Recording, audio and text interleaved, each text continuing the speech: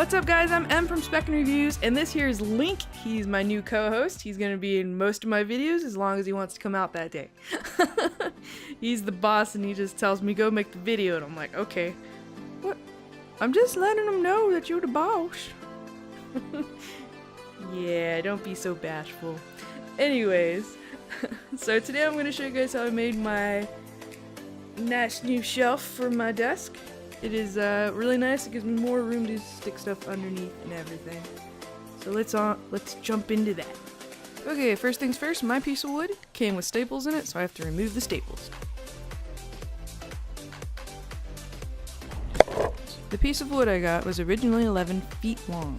I had the hardware store, or Home Depot, cut it to 8 feet by 2 inches long, or 8'2", I guess. And the width of my piece of wood is about 11 1/4 inch wide. It's now time to sand your wood down. I first start off with a 150 grit sandpaper, and after the 150 grit, I go down to a 220 grit.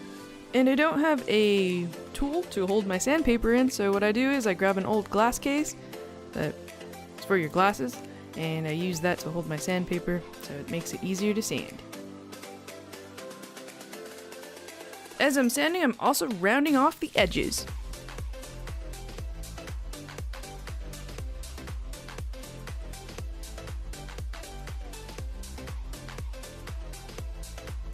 Alright, next thing, you want to get all the sawdust off your piece of wood. I used an old t-shirt and I got it wet, and I put some water and I wiped it off.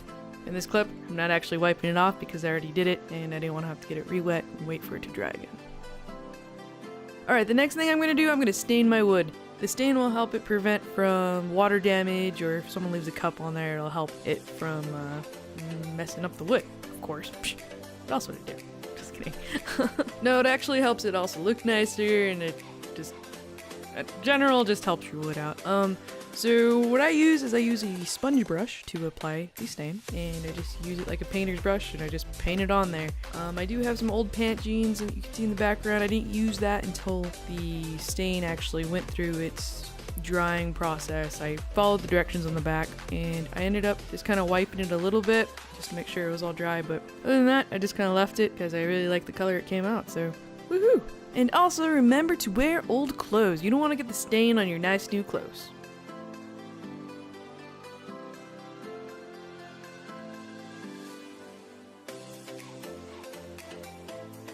I let the stain dry for 3 days, and then as a additive protection, I add a clear coat of Varda. It's just a clear coat I got from IKEA, and it's for outdoor furniture. It goes on like a milky color, but then it'll dry up clear.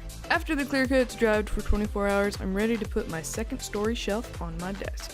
I first start by measuring out where the galvanized flanged pieces should go, and I want to make sure I get them to where they line up when they're across and also in the middle. Later on, I added another galvanized pipe in the middle so that when I have my monitors on top, the shelf is not tilting on me. With everything measured out, I am ready to screw in the 1-inch flange pieces to my shelf. I use the number 10 1/2-inch screws to screw it in. They're short enough not to go through my board all the way, but also thick enough to fit the 1-inch flange screw hole. Okay, I am now ready for my galvanized pipe. First thing I do is I clean them. I use some acetone, I use some coffee filters, and I get all the gunk and grime and stickers that came from the store and get it off so they're nice and shiny. With the pipes all clean, I take the 1-inch pipe to the 1-inch flange and I screw them in. I screw them in as tight as I can by hand, and that should be good enough. It's time to clear the desk off so I can measure where the shelf should be put. With the desk clean, I then arrange the shelf where I want to put it at. I then mark my spots with a pencil on where the pipes are. I then take off my shelf and I place the metal closet pole sockets where I measured the poles should be. I did not use the screws provided. I used a shorter screw that I had lying around the house. We're using the metal closet pole sockets so I can easily take off the shelf when we need to move, or if I want to move the table around. Easy enough to take off and go. I place electrical tape on the bottom of the pipe so it protects the table, and it also makes a tighter fit for the closet sockets.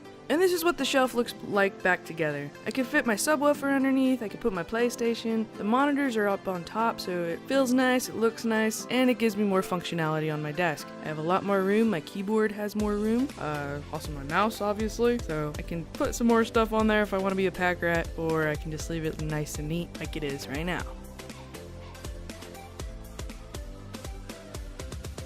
I hope you guys enjoyed the video and it helps you guys make your own shelf for your own desk. And it's pretty easy to do. You don't need too much, just a piece of wood, and I used galvanized piping, but that was the most expensive part, was the galvanized pieces. So yeah, I hope it helped you guys out. Hope you guys like Mr. Link here, and he's still eating his breakfast. So I'll catch you all later. I'm Em from SpecNreviewz. Remember to rate, comment, subscribe. Forgot to say that. That's okay. And follow me on Twitter. I would say follow me on Facebook and stuff, but I'm mostly active on Twitter, and me and Link like Twitter better. Yeah! So, remember to follow us, rate, comment, subscribe. I'm Em from SpecNreviewz, and this here's Link. I'll catch y'all later. Bye!